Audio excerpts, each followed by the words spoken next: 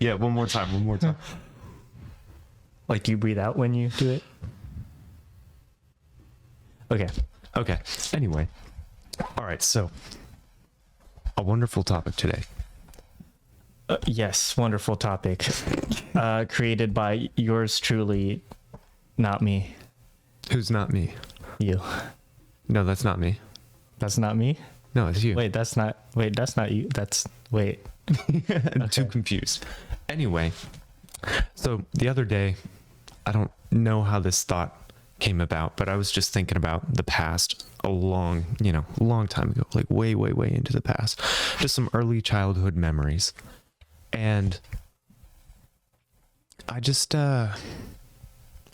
was just thinking about how I was thinking during those memories, like remembering those memories, how was I thinking during those actions?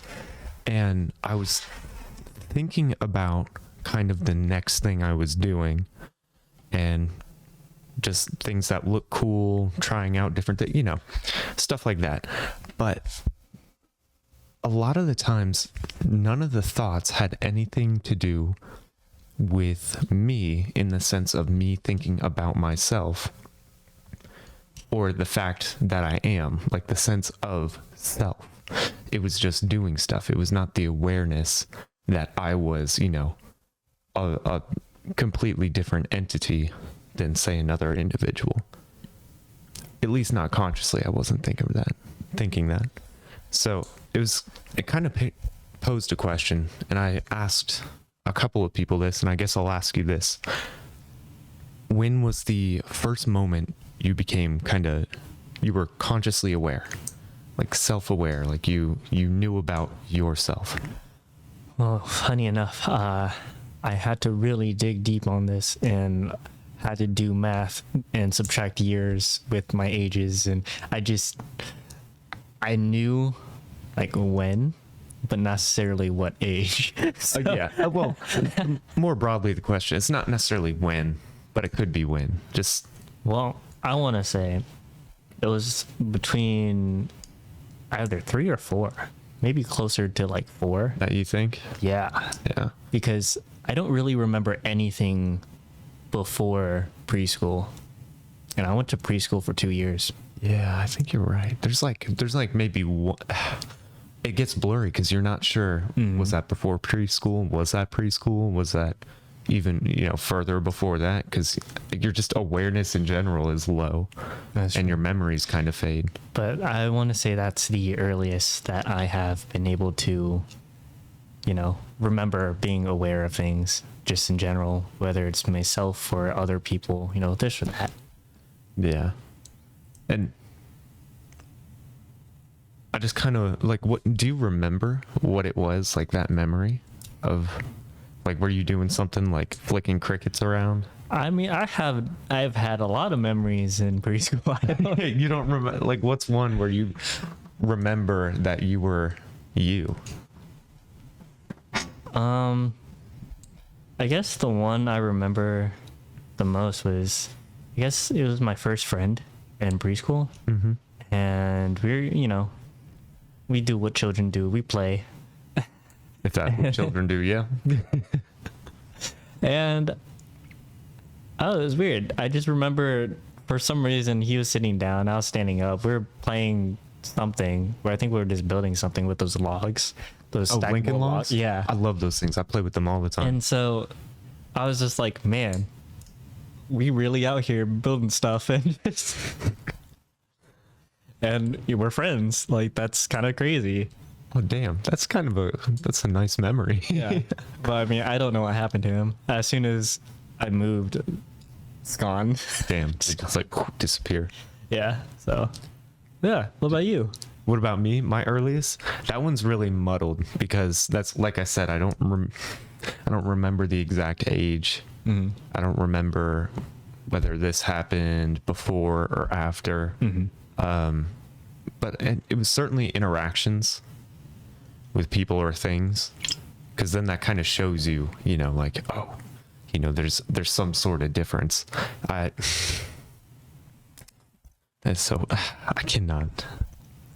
think right that a couple pop up. Like one, there was a popsicle. I was eating a popsicle, and I was like, I want another popsicle. Like one of those push pops. It was a push pop. Do you remember Oh, those? did you get them from like a store or from like one of those ice cream trucks? Maybe an ice cream truck. I always got mine from ice cream trucks. Yeah, That's also another preschool memory. It was the day outside, and we were just like, I don't know, just outside doing whatever bubbles and water things, and just Yeah. I was sitting on the curb with a push pop, and I remember watching this thing melt down a little bit as I'm eating it and trying to push the sucker up, just like, how the hell does this work? Yeah. And I just remember eating it and then going, oh man, I would like another one. Another one. And then I went to the teacher. I'm like, hey, Oh wait, this was in school? this was in preschool, I think. What? You got push pops? Yeah. Well, yeah, that instance. And it was not like a regular instance. Mm-hmm. And I went up to the teacher and I was just like, hey, could I have another one? Or I probably didn't use that good of English. And she Another just said, one now. no, you don't, there are no more. You only get one. And I was just like, what? Like I ate that one like so fast or something like that. I just remember being disappointed, just like, God damn, like, get another push pop. Like that was it. That was the one. It's gone. It's gone forever. It's gone. And I don't know, just preschool was a very like sense of self type thing, like you figuring that out. Because I remember there was this big light table with like this grid in it, and you'd have these clear-ish, like translucent plastic pieces Okay. that you'd stick in the like square holes, Okay. and the light would go through the pieces, and they were just oddly shaped blocks, and you just kind of put them together in weird ways, and almost like a 3D Tetris type thing. Yeah, I've never had that. Yeah, I remember putting those blocks in there. There was a specific green one. I don't remember its shape, but I remember the green, and I just remember going putting it in there and kind of not thinking this, but being aware that I was putting it in there. Mm-hmm. Like I was the one putting the block in the light table to see what would happen. So with that sort of thing, like what kind of thoughts did you have when you were kind of delving into this? Well, I mean, I didn't really think much in preschool, but I think what really hit me was kindergarten. Oh yeah. My second half of kindergarten, because that's when I moved to, I guess, the house I'm in now. Mm-hmm. And man, was it weird. I had to meet a whole new group of, people. Mm-hmm. And it's funny because I don't even remember any of the people my first semester of kindergarten from my other school. I didn't know anyone. You didn't know anyone? Yeah. Isn't that interesting though? You interact with all those kids and you still don't know any of them. Yeah. I just remember one guy, one kid, we were both kids, obviously, but whatever.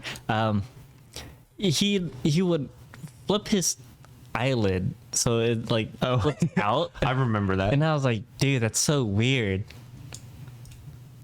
And then he's like, do you want me to do it to you? I was like, sure. I don't know how I feel. And about then that. he did it, and I was like, what the? And then I just, just blink real quick just to stop it. I was like, yeah, that was weird. I don't want to do that again. And that was, you just don't remember that person, but you remember that? Yeah. Which is just, it's very weird, but going back on track.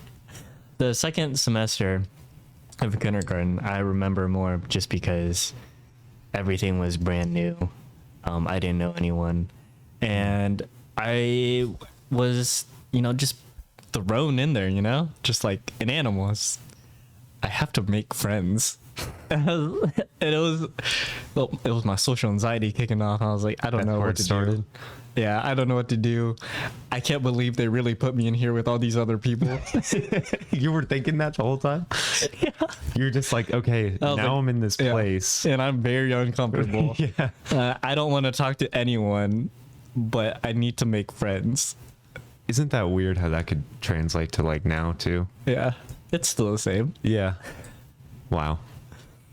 But I mean, everybody was kind to me. You know, they said hi. They tried to be friends with me. I made friends. You know, it's whatever. So how did that kind of affect your self-awareness? I guess just really growing up around, I guess, just being around people for school in general, just being around all these other kids and seeing how they act and interact with people, certain things they do. It just makes you question, why the fuck do they do that? And it made me think about myself, and I was like, and I'm thinking, am I weird? Am I normal? Am I superior? Am I inferior? I had all these questions about myself. Did you get any of them answered? No. No. You're still trying to figure that out? I mean, Whether you're inferior or superior? well, at this point, I just stopped comparing myself to people. So, I mean, that's not the worst. but yeah. So I think that's the first time where I like kind of thought about myself in that type of aspect. Just having, would it be awareness? of Yeah, I'd myself? say self-awareness. Yeah. Self-awareness, yeah. So that was an interesting time. Yeah. I can attest. I remember one of the first days of kindergarten, walking in, sitting at the table. It was definitely really weird. Like, what, again, like, I'm here. You don't know why you're here, but then you just kind of start functioning in that area, in that space. And I was seated at a table, and I actually remember, maybe not the first table, but I do remember at some point, maybe we switched tables at some point, but two individuals that were at my table at one point, and even a fourth, or a third and a fourth in those individuals. But that's in like coloring inside and outside the lines. But I remember introducing myself to them, like saying like, hey, I'm Brandon. And they're like, hey, I'm so-and-so, and hey, I'm so-and-so. Wait, this was preschool? No, this was kindergarten. Kindergarten, okay. Yeah. Preschool, I didn't like interacting with people. I had one I was friend. kind know of what you very, mean. like, I interacted with people, but I feel like I was more like on my own in that one. Oh, you? Sorry. No, Don't you're mind good. me. I feel like I was more just chilling by myself or going around by myself, but I played with kids sometimes. So wait, a little sidetracked. In kindergarten, did you guys do your show and tell?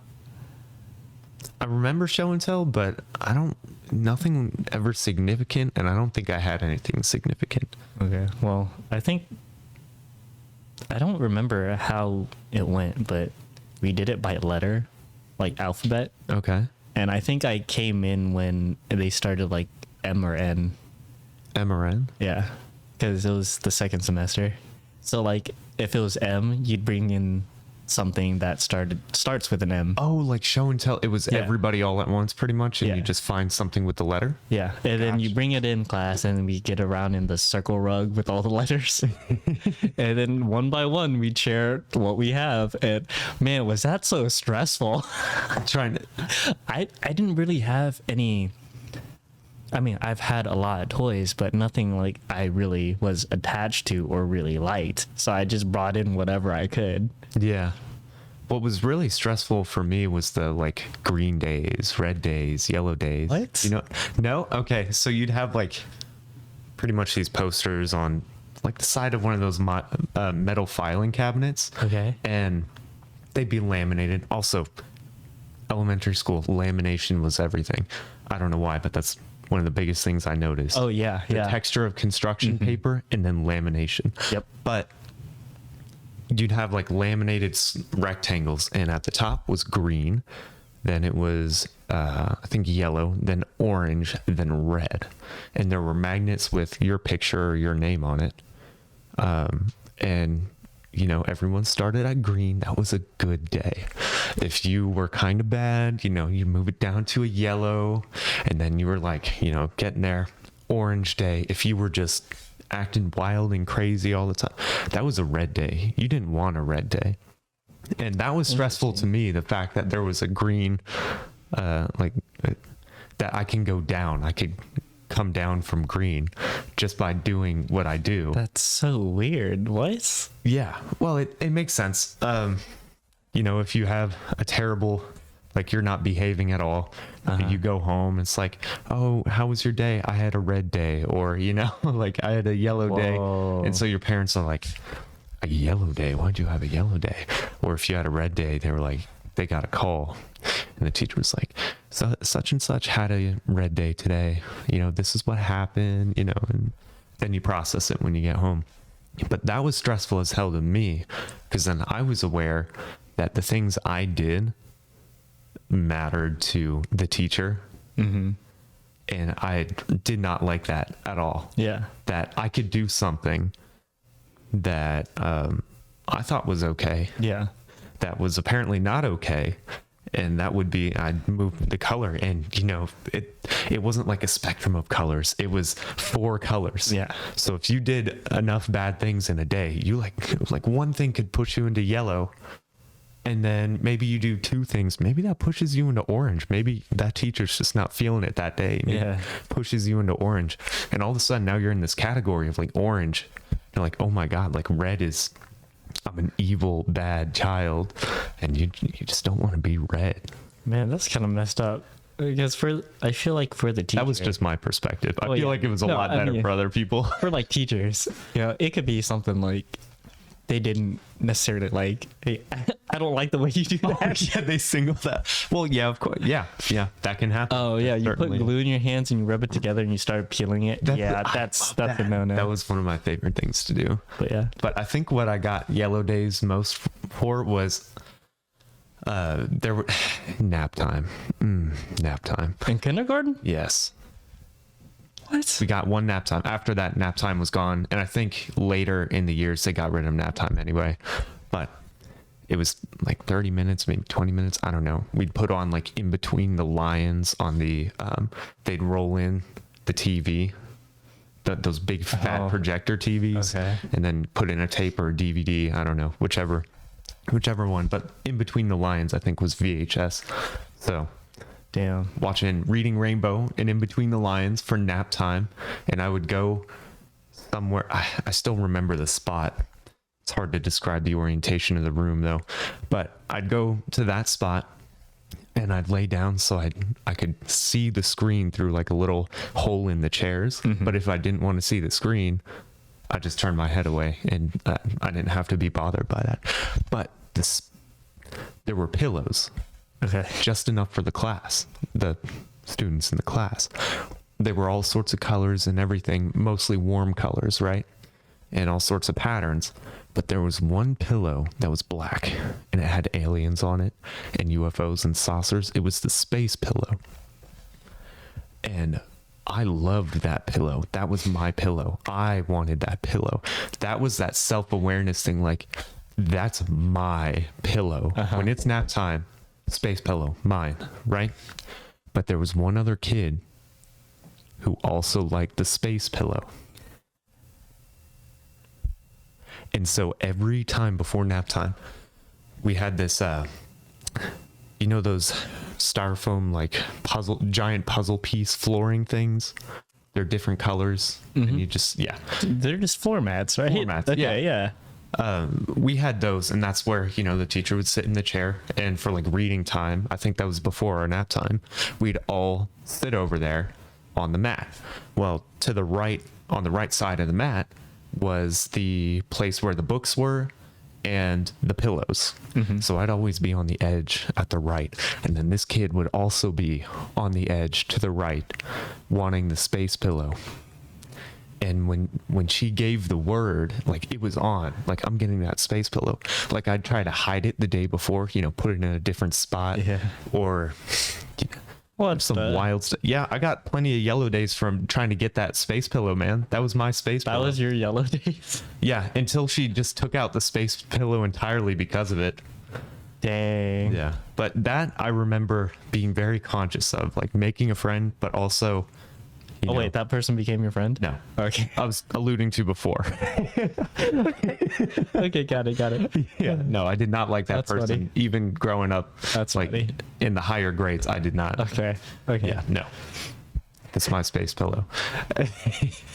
Got it. But yeah, making those friends and like playing in that classroom, and then going after that pillow, that really, the sense of self was immense there. So I kind of want to get into, you know, not just your experience with it, but what you think about this topic in general, of kind of your first awareness per se. Honestly, I didn't know where to go with this topic. So where did you go? At first, I just looked up, you know, our topic, see what came up. And then I was like, maybe I should go ahead and look up definitions first. Good place. And to then I start. saw the definitions and they're very similar. So I was like, okay, I need to try and find a difference between them because they are not the same thing, even though they are similar. So what are these definitions? For consciousness, I found a sense of one's personal or collective identity, including the attitudes, beliefs, and I can't read my own handwriting. Maybe you should type it. Yeah, I should. But it's held by or considered characteristics of an individual or group Gotcha. or consciousness. Awareness is the quality or state of being aware. So pretty much the knowledge and understanding that something is happening or exists. Gotcha. I like awareness. I feel like consciousness. I feel like that's a debated definition so- for sure. For consciousness, I also, while looking up the definitions, everything I saw was considered related more to a more spiritual definitions rather than Or like something. panpsychism or something. Yeah. So I thought that was interesting. I didn't know where to go with that. I just You're like, dropped not it. that road. Yeah, Yep. we could hit that later. So I thought that was interesting that it's has spiritual definitions. Oh, It's a widely used word. yeah. So what was kind of your train of thought going from there? Well, after that, I'm just thinking I need to understand these two separate things more. So I just delved into more of the difference between awareness and consciousness. And I didn't really find too much, honestly, which is just crazy. Oh, But I got for awareness, you know, like the definition says it's more of how should I say this? Just throw Well, it out. just knowing, you know, just knowing that something is Being aware. no. I hate when they use the word in the definition. Anyway, yeah. But so it can be taken on like a physical or emotional aspect too. So like physically, you know, you can go ahead and grab this can and then you can study it. Just like, wow, you know, it's smooth. It has this thing at the bottom. What is this? Like a dip? lip or a It's dimple? concave at the Yeah. bottom. You know, it has this A tab. tab, and then you're just kind of like understanding it, you know, what purpose it has. It contains liquids, a drink for, you know, yourself to drink. So there's that type of being awareness, physical, or there's emotional. So it's just,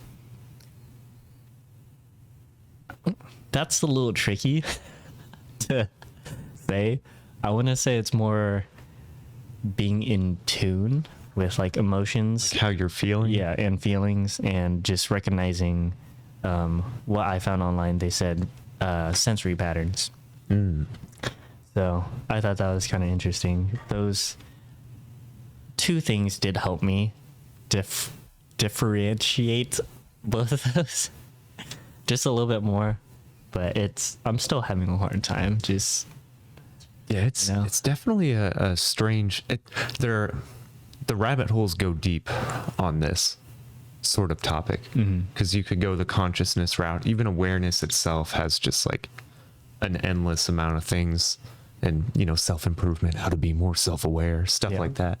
So where did you kind of arrive at this? Like, what was kind of the meat of your thought there? well, at the end of it, I just kind of kept the original definitions as I said earlier, and just kind of added to that. Or not really added, just more giving myself examples. So, awareness, knowledge of understanding that something is happening or exists. I just think about, like I said, just physical objects, how people perceive things emotionally, how people just really perceive things, and how some people are capable of being fully aware, while actually maybe that doesn't go under awareness. But for consciousness, it's understanding that some people can be fully conscious and, I guess, aware. So can you be conscious and unaware? Conscious and unaware. I don't think that's really possible, because when you're conscious about it, you're already like giving it something already. You're already identifying it. But subconsciously is a different thing. You can definitely be subconscious about it and unaware, and it's more of like a feeling type of thing. I think that's where that spiritual part came into play, because it's more of a gut feeling. So you can't readily identify it and say define it or write it into words, but there's something there. Yeah. Gotcha. Okay. But that's all really Can you be aware but not conscious? aware, but not conscious. Awareness but no Is this like some out of body experience that you're I don't know. Like, going to? well, Or- I feel like you're drifting toward the definition. Like, you got knocked out. Like, you're unconscious. I mean, But- you can be unconscious. I mean, could you, let's say you're a robot. Like, could you be aware of your surroundings? Say you got the technology, but not be conscious? Like, what's the definition of consciousness on there? Sense of one's personal or collective identity. So, say a robot doesn't have an identity, but it knows where it is. Can it have awareness but no consciousness? Would that fall under that category? I guess so. Or would it have consciousness? Okay, so depending on the robot, Depending you can build a robot that you can just control. You can just control it. But if it's something that has awareness, so like the knowledge and understanding of things, I personally feel like it should have like a mind of its own. So like AI. That's the only time I can really grasp, the whole robot thing.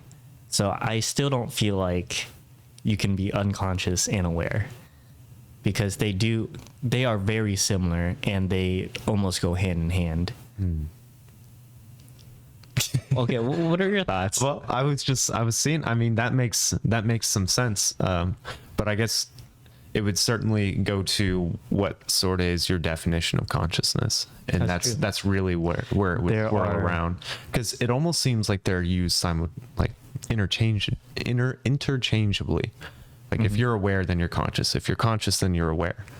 But how do you differentiate the two going deeper? And I think that goes more into philosophy and spirituality, which I didn't go that route, because that can go pretty deep pretty quick.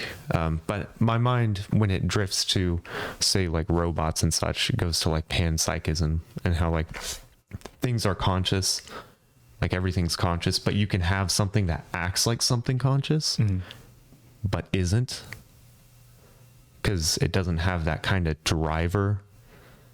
But I don't know it that well, so I can't really describe it, but Gotcha. that's just something I've heard.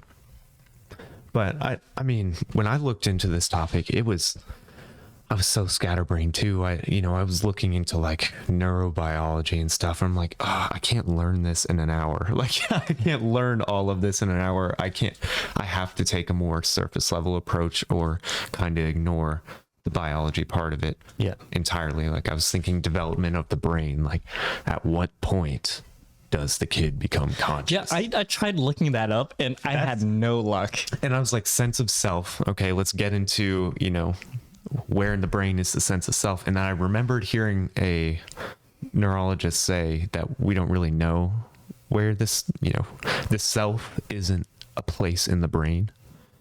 And I looked into it a bit more, and it's like, it's not a place in the brain. We don't really know what the self would be from a physical standpoint, looking at it in the brain. And so I was just like, oh geez.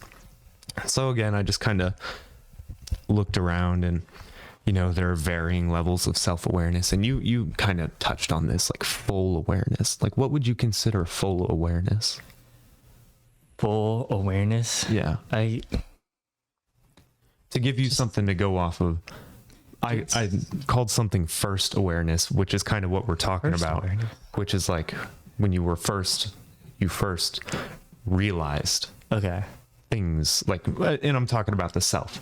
Just you first realize things regarding yourself. Like, you can realize things, yes, but then when you kind of have the idea, oh, me. So they're just like levels of being aware, or awareness. Yeah, awareness of yourself. Like, in the beginning, you're like, oh, I am, Okay, well, if we're going off of that and we're doing full awareness, I would think that's the very peak. That's pretty much understanding the insides and outside of a single thing or person or whatever it is. Yeah, like self-awareness. Yeah. Like, so I think that's what it is when it's full awareness, when you have a complete understanding of an object or, like I said, whatever it is. Can you have full awareness? I say it is possible. Is it one of those reference frame things? Like, it depends on kind of what you're looking at? Yeah, definitely. Because even if you are aiming for full awareness, I want to say it is still very hard to reach that point, just because there is always something new being added or something that just didn't cross your mind, or, there's that, just a small detail that just slips by. So given that context, when you hear self-awareness, what would full self-awareness look like? I feel like full self-awareness would be more being in tune with your emotions, how you are physically. Just, it goes back to self-actualization, and acceptance, just realizing what you are, who you are, the things you do, why you do it, just pretty much all that stuff, and going into your subconscious and making that conscious, so you know pretty much everything you know about yourself. And being fully self-aware about that, I would say it's very difficult, because even the people who think that they are there aren't actually there, because something in their head is just blocking that, making them think that they actually are. But I do believe it's possible. There are people who have been, I guess, enlightened, just like Buddhists. So you get in that sector, would be spirituality, like those individuals who have achieved such and such, got out of the circle, would be fully self-aware. Yeah. That's very interesting. And like I said, a good example of that are just like Buddhists who are practicing to become more mindful of themselves, but they can only do so much. The only person who has actually done it was Buddha himself. So that was a really nice answer, by the way. Oh, thank you. That was that was thorough, and like he just ran through that. I was like, wow, oh man, Wow. I actually enjoyed that answer very much, because my thought on what fully aware would be knowing your function. So knowing your equation, you could also put it. If you know your equation, whatever number you put into it, you know what the output's going to be. Yeah. So even if you don't necessarily know the future, you know how you would handle those events if you were to plug it in. Mm-hmm. So that's, to me, that would be full self-awareness. You don't have to know everything, say timeline, like past or present, Okay. future, but as long as you know how you will process it, handle it, then going forward, it's not a big deal. Nothing's too much of a surprise. You have control over yourself, or at least an understanding of how you're going to move through things. So that was what a good answer, man. Thanks. Appreciate it. Yeah. So that's what first awareness and full awareness. First awareness, I was looking up some stuff, and it's, babies interacting in the mirror with themselves. Like, you were a baby at one point. Do you remember that shit? Oh my God. Let me tell you about. Bullshit. No. Okay. So. Wait, you do? Okay. No. It just. Okay. So I think it was a very like subconscious thing that I did. Oh, subconscious. But yeah, subconscious. I remember it was either kindergarten or first grade. I remember sleeping and dreaming about this random house I was in. I was fully capable of thinking, and I was just crawling, and I'm thinking, why am I crawling? And I'm looking at this furniture that I'm not familiar with, and it just took me by surprise, because I woke up and I was like, why did I have that dream? I think 2 or 3 years later, my parents told me, yeah, the first house we lived in was across from McDonald's that got burnt down. And they showed me like some pictures and stuff, and I was like, what? I remember that cabinet. I remember crawling. There was a similar thing. I remember, it was a dream to, oh, that's weird. It was a dream to me, and I was crawling under this chair toward these windows, and I remember describing this to my mother. It was way later, like I was older, I think in like early high school, and she started asking me questions about it, and was like, that sounds exactly like the apartment we were in when you were tiny.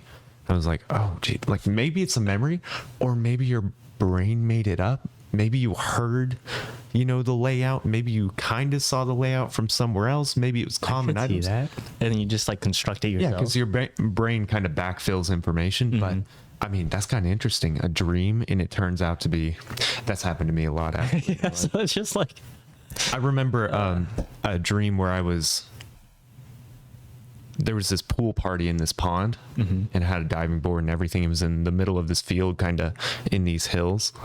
And, I think like a year later, I was biking, and I passed, it was a place I hadn't been before, and I passed that small pond, except it didn't have a diving board. It had a shed. And it was the same layout, same hill structure, same grasses. And I was like, oh, Jesus Christ. I guess that does make sense, because like you say, the brain does take things you see during your everyday life and then just puts them in dreams. Yeah. So like, you could be talking to a person in your dream that you actually saw in real life. You just don't really remember. Or was the memory of your dream backfilled? You don't know. Don't know. How do you even test that? But also, something I saw, I guess young children, their dreams are generally more plain. Plain? Plain. Like less emotion, less characters, less story, less things happening. There's less going on, like less factors with very young children when it comes to dreaming. So I wonder if that plays into awareness at all. But I have that kind of in another point later. I mean, but yeah, children interacting with the mirror, are they conscious Good question. and unaware?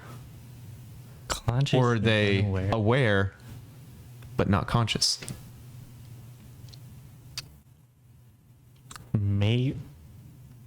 That's a good question.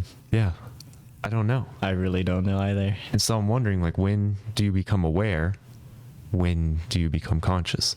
And those questions I simply couldn't answer by looking at this stuff. But I mean, some more interesting things, like one, I was talking about the dreams, how less stories, less characters, less emotions. But I also had the thought of, how do you, awareness comes from, kind of reading data encoded. So, I mean, you stub your toe. You're very aware of your toe. All those sensors are going off. Here's my fucking toe. Like, so now you're aware of your toe. Maybe you weren't before. Because when you're young, you're definitely aware of your hands. Yes. You're looking at them all the time. But maybe you're not aware of your feet yet. Oh, because you've been crawling. Because you've been crawling, or maybe you had shoes on the whole time. That's so true. You're aware of maybe your legs, but say you take your shoes off and you run in the wood chips, that sensory feedback, now you're aware of your feet a little more than you were before. And so, does that add to awareness? Does that add to your consciousness? You didn't know you had feet before, but you've been using them this whole time. Yeah. Conscious and unaware? Maybe subconscious and aware. Subconscious. Well, I mean, is awareness, I don't know. does it deal in subconscious and conscious? Maybe that's it. Awareness is about how much of your subconscious are you utilizing, or aware of. I hate using the same word for the definition. Yeah, that But made it it's so really hard. confusing. It's so hard to do that. But one thing I kind of thought about is, with awareness, your memories are key. If you don't have memories, it's harder to be aware. Now, I don't know this across the board. Like, I wonder if there are trauma patients who lost all their memories, but their body still functions. And in that case, maybe it's a subconscious memory. Mm-hmm. But, it was just that. The brain is recording from birth. Yes. And I've heard even before then it's recording. So, I mean, anytime you use your arm, like you're just more aware of the thing you use. And I got into something that was really hard to explain, is when you use your limb, how do you use your limb? Move your finger. You're moving your finger. Now, move your toe the same way you move your finger. Do you move your other toes with it? My other toes? Yeah, like crunch your middle toe. I guess. Move your middle toe without moving your other toes. Done. Really? You could, no. That's harder than moving your middle finger without, That's true. moving the other fingers. But I mean, somebody who doesn't really use their hands too much, or something may be up, they find it harder to separate those digits. So, like, how do you actually use your finger? And I get the whole neuron things and everything, but there are people who sustain injuries where their body doesn't remember how to move their finger.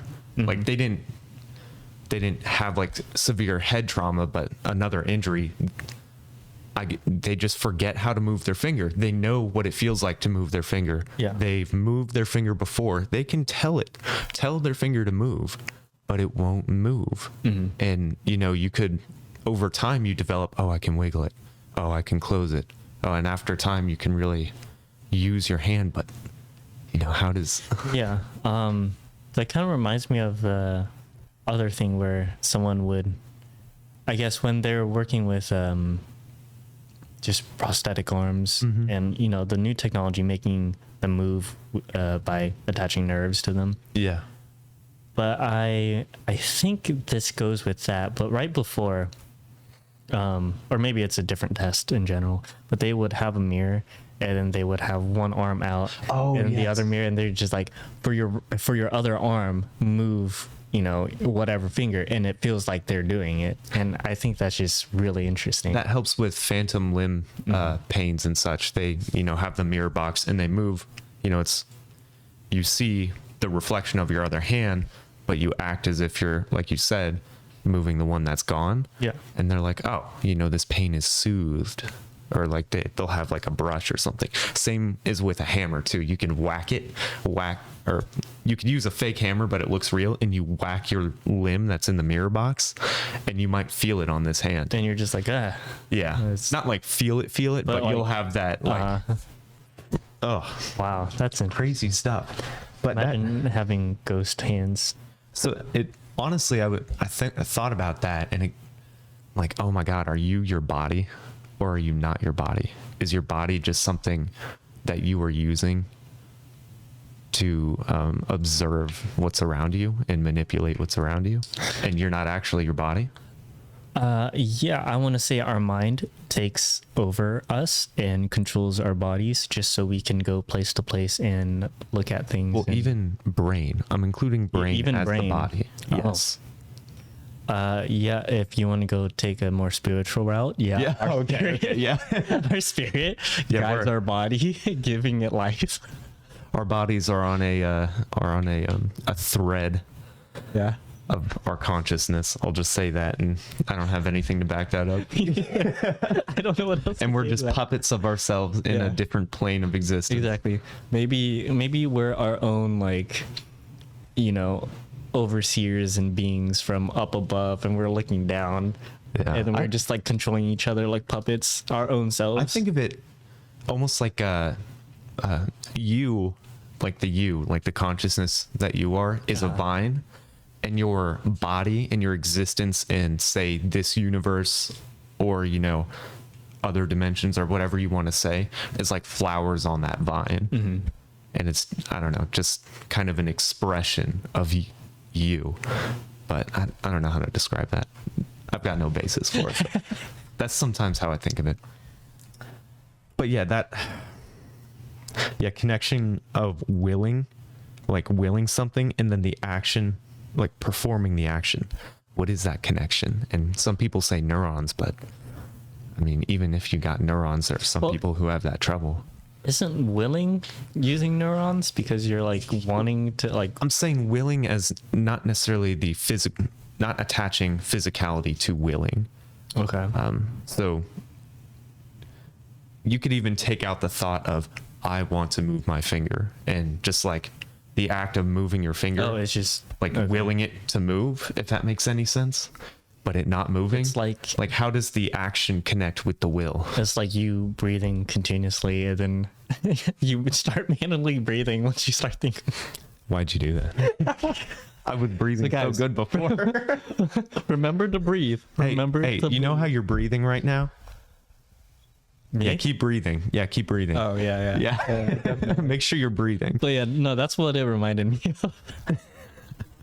All right, so I got another thing, and this goes kind of with self-awareness a little bit, and it's called the Johari window. Okay. I think. And it was 2 psychologists were accredited with this, and it was Joseph Luft, I think I said that right, and Harry Ingham. I don't know. Might be saying that. Herringham? Harry Ingham. It's Ingham. Harry Ingham. Maybe it's Ingham. Ingham. Yeah, maybe Herringham. Luft and Ingham. Okay. I don't know, but it was back in 1955, and they called it like the feedback / disclosure model of self-awareness. And so they just call it the Johari window. And the reason is because it looks like your basic window when you think of a window. So think of like your Foursquare box. You play Foursquare? Yeah. Yeah, it's just a square with a plus sign. Yeah. What? By myself. Oh, okay. Like we had one at my elementary school, but no one would play it. I know what you mean. So you try running around and trying to keep the ball in the Foursquare? I mean, I tried it with 2 squares because I wasn't that active. Gotcha. Okay. Yeah. So picture that box. It's just a box with 4 squares in it. And at the top, there are 2 labels. Above the first box is the known self. So what you know about yourself. And then at the top of the box to that right, so it's top right box on top, is the not known to self. So stuff you don't know about you, but others know about you. So things that you don't know, but others know. Now, take that first box in that side to the left that's labeled known to others. So you could, yeah, so this is things people know. And then the left side of the lower left box is not known to others. So you could think the top half of the box is known to others. The bottom half of the box is not known to the others, or not known to others. The left half of the box is known to self. The right half of the box is not known to self. All right. Well, that being said, We might put a picture in. if you don't understand, I would highly suggest you just look it up, Johari window. because even if you were listening to this on Spotify, there'd still be no visuals. Yeah. So please, Okay. look it up. So the mixture, the top left box, it's the mixture of the known self, what you know about yourself, and what is known to others. They call this the open area or the arena. This is everything that you could think of that's like communication, socialization. Like you just think of everything that you know and others know about you. It's just out there mingling. It's reacted to, stuff like that. Now in the right box, top right box, is the blind spot. That is what you don't know about yourself, but also what others know about you.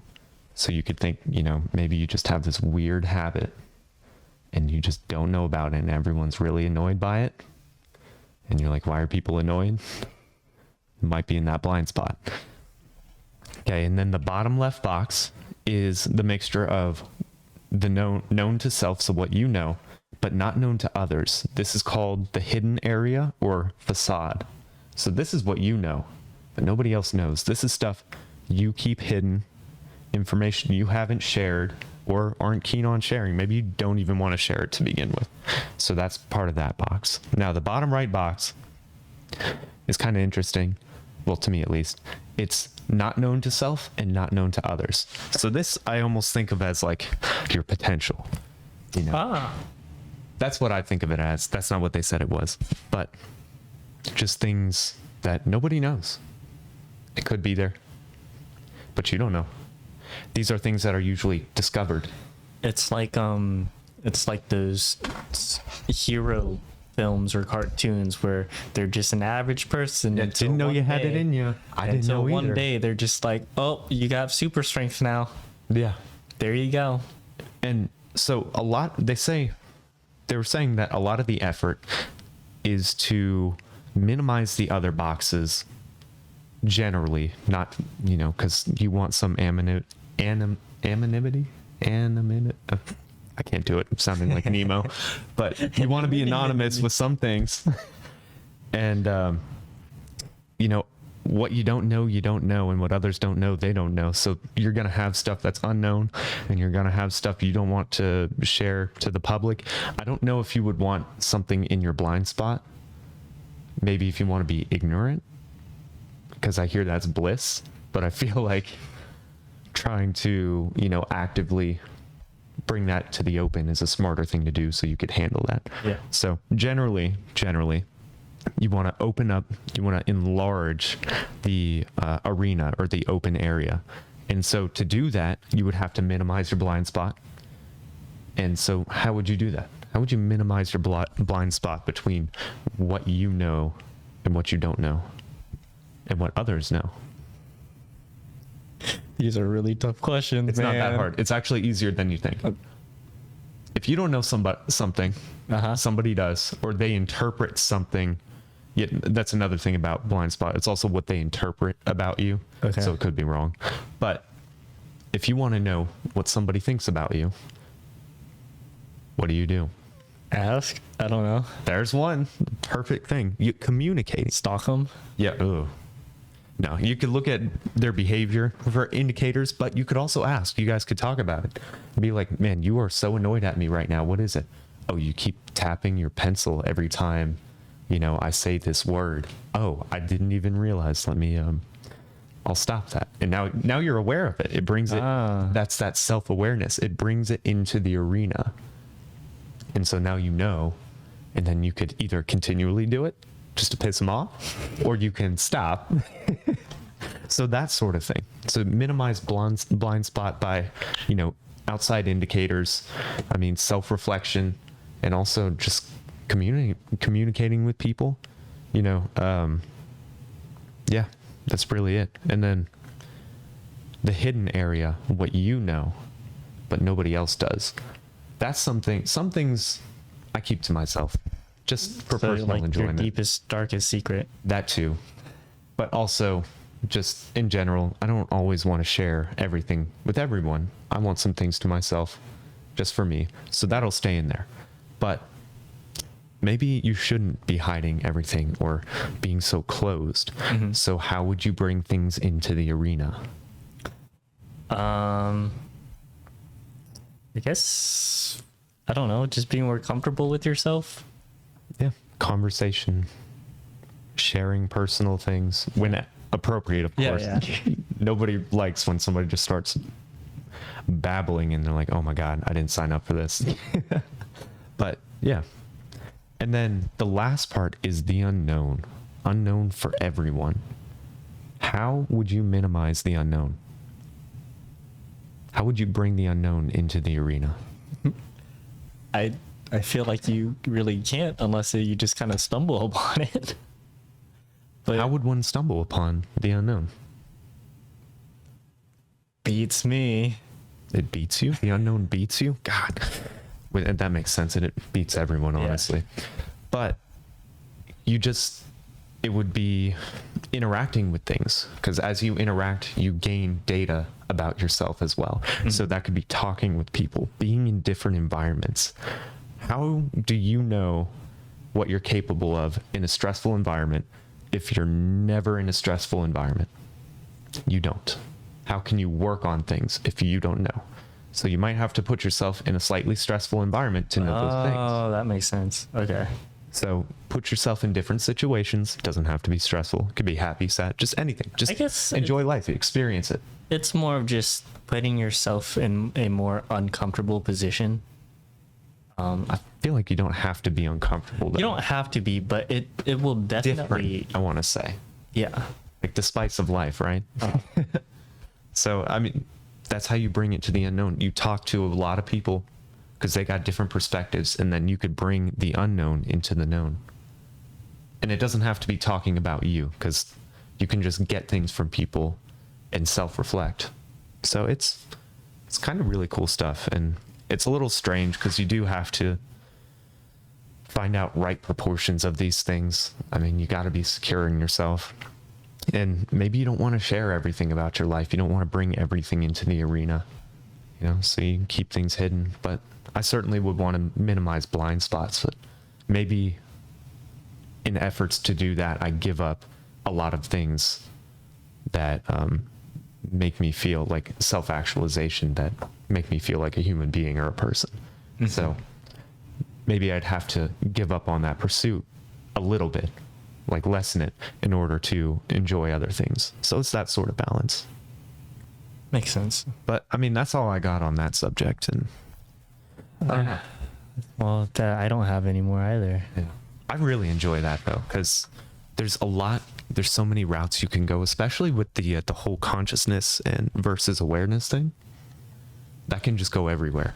Yes. And that can go into religion, that could go into science. I mean, that goes, it's good, just good stuff. So, I mean, I think with that, I mean, we're pretty much done. So, yeah, you got I think that's it. No, that's it. By the way, if you have any ideas for topics that you really want to hear, just shove them in the comments below on like YouTube or something. I mean, we'll definitely see those, read them, and take them into consideration, because, there's only so much one brain could come up with. So, I mean. Yes. And please remember to like, comment, subscribe on our YouTube channel. Follow us on Spotify. Follow us on TikTok. We are posting more TikToks more consistently, just on the weekdays. So. And make sure to be very self-aware. Yes. of your consciousness of who you are, and just think about weird shit. Okay. It's always fun. Okay. And I guess with that, well, I mean, that's all, right? That's it. All That's right. it. Goodbye. Bye. Goodbye.